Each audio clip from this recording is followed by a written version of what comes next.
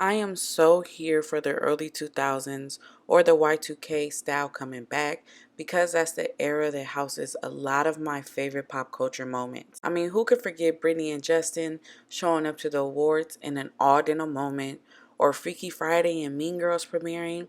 That's really my era. I'm a 90s baby, but obviously I grew up in the 2000s. So all the stuff I see online is very nostalgic for me because those moments hold such a special place in my life. But what's been a little bit triggering to me watching all of these videos is that black people were a big part of this era and yet they're rarely mentioned.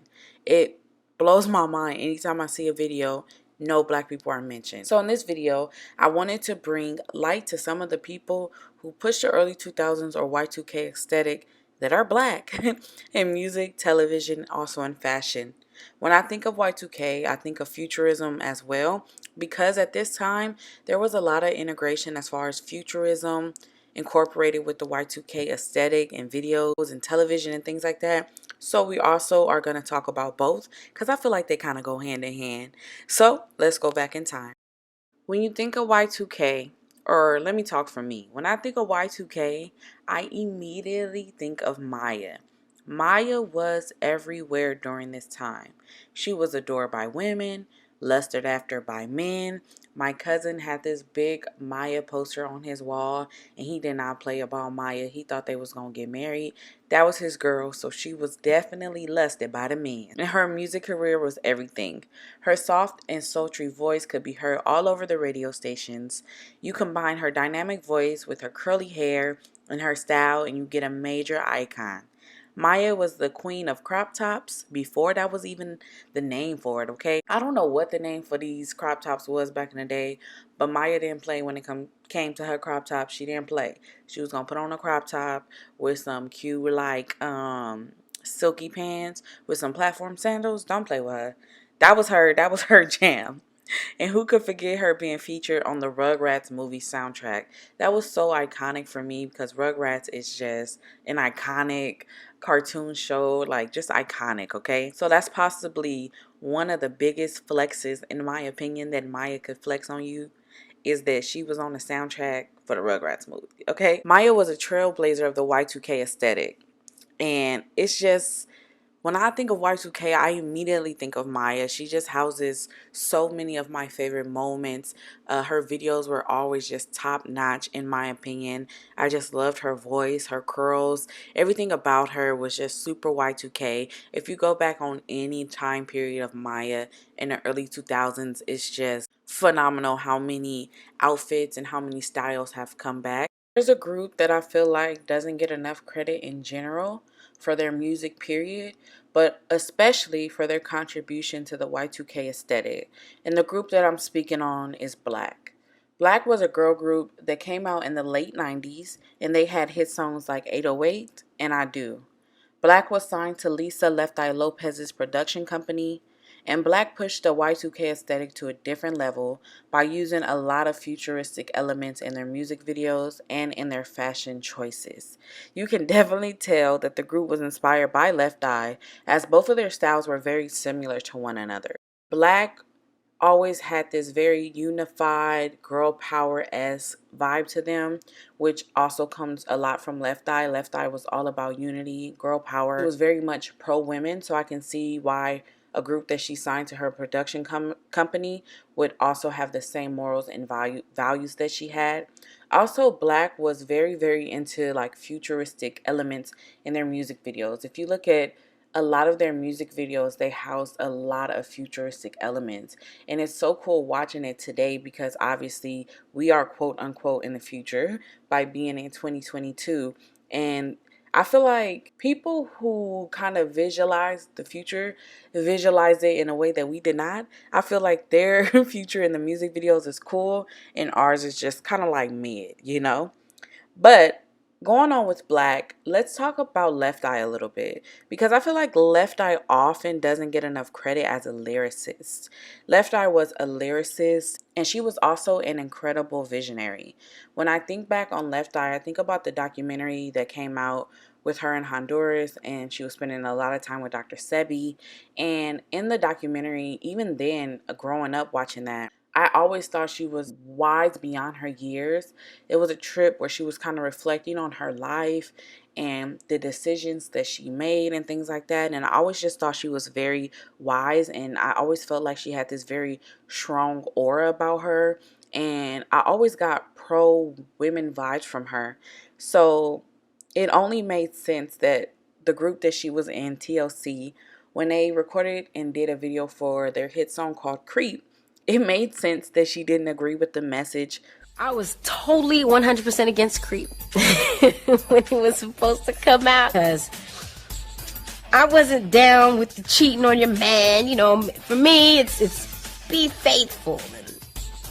I just didn't believe in. I just didn't know. You know, is this the kind of message we should be sending out to people? And trust me, I fought against that single coming out. You know, I was like, if a girl is going to catch her man cheating, this was my thing. Instead of telling her to cheat back, why don't we tell her to just leave? And it also was her idea for the group to wear condoms in their clothing to promote safe sex. Now today, no one would even bat an eye at that, okay? No one would even look at you crazy if you wore condoms on your glasses and stuff now. But back then, it was a big risk. And she took the risk anyway because she was a visionary and she knew what she stood for and what she didn't stand for. Left Eye was always going left when everyone else was going right, and that showed in her fashion, music videos, and the lyrics that she wrote. When I think of Y2K, you can't mention Black without mentioning Left Eye. You can't mention Left Eye without mentioning TLC.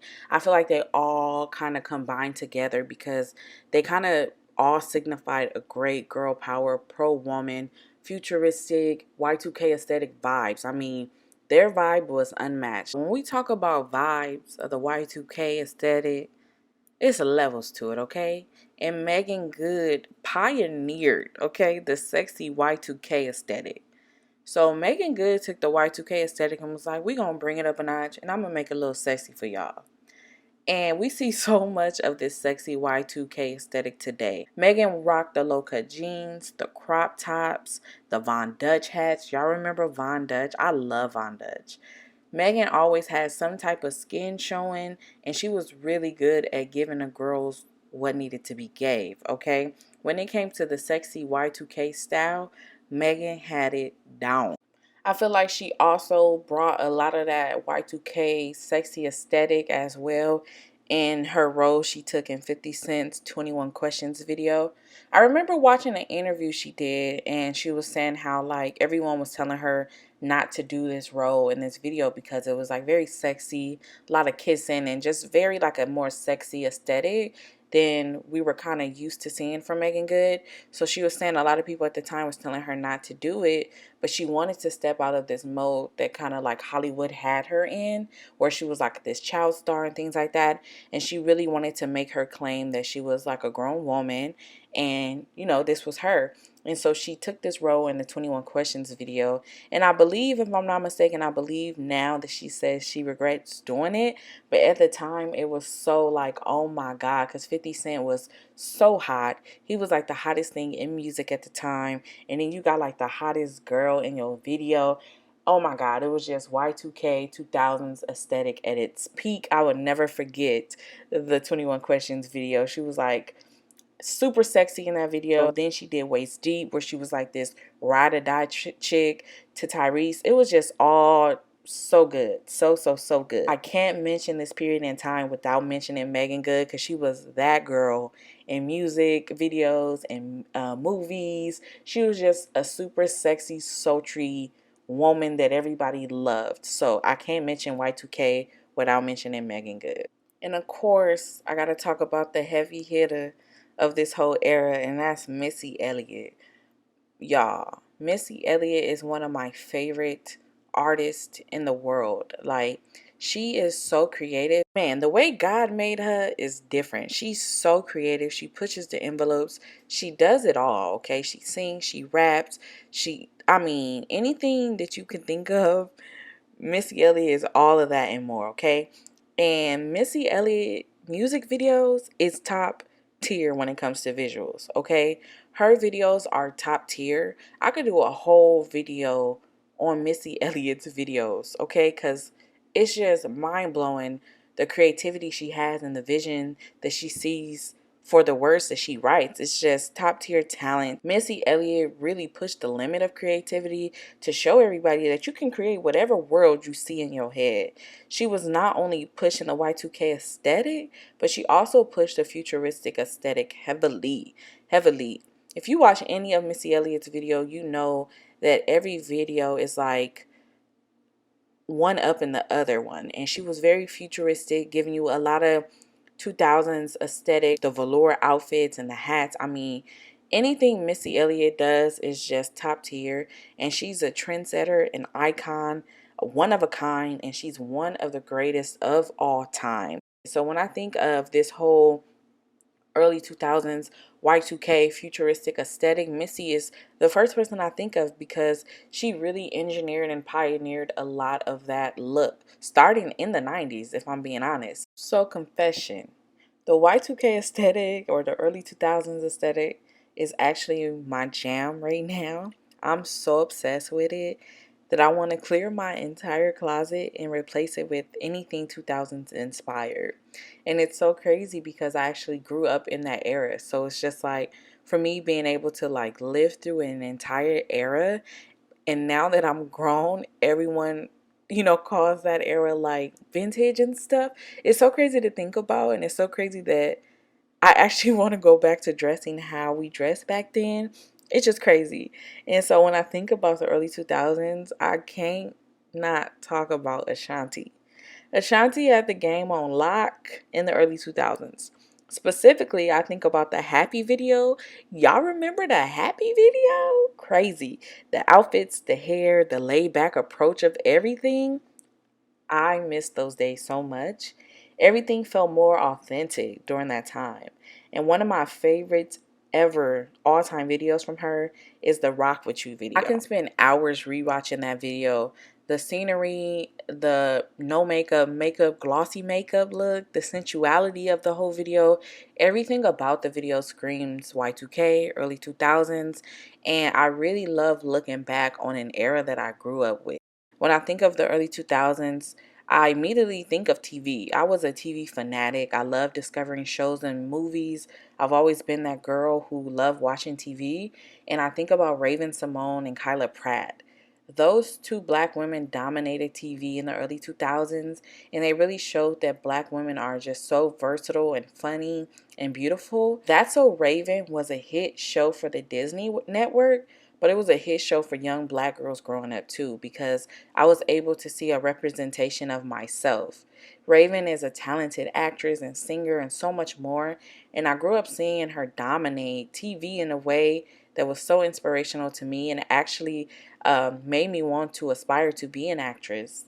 And the same can be said for Kyla Pratt. She's an icon. She was a star in one of my favorite shows of all time, 101. And that show really defined my childhood in a lot of ways. These women are living legends and they deserve their flowers. So I'm here to give it to them. So I grew up in the Y2K aesthetic era. The early 2000s was such a great time in pop culture, and I love that it's getting so much recognition and praise. But I just want us all to remember that black people played a huge role in this time period. A lot of the style, music, and the fashion, etc., all of those things featured and talked about today was made popular by black people. And of course, I know that so many other people played a huge role during this time. We have people like Jennifer Lopez, Adrienne Bailon, 3LW, Christina Aguilera, Britney Spears. Of course, I know so many people played a huge role in the whole Y2K aesthetic, and I'm not taking that away from them. But more often than not, so many black people don't get their flowers for the contributions that they achieve. And so I really wanted to make sure that I say these black people's names when it comes to this Y2K aesthetic, because I don't want their contributions to be erased. And I just wanted to shed light on some of the black people who contributed to this period of time. And there's so many more people I could have talked about, but this video will be forever. So I just wanted to share some of my personal favorites. I hope you enjoyed this video. I hope it brought some light on some people, black people specifically, obviously, that really contributed to this whole era in time that everyone's so obsessed with right now. Thank you guys so much for watching. Let me know if you guys want me to do more videos like this. And if you have any ideas for more videos like this, please leave them in the comments. Follow me on Instagram if you want. And thank you guys so much for watching. I love you all. And I'll see you guys in my next video, okay? Bye. What are you looking forward to seeing Tonight? tonight? Yes. I want to see D'Angelo perform. Girl, I'm with you because you know he fine. He's fun. He's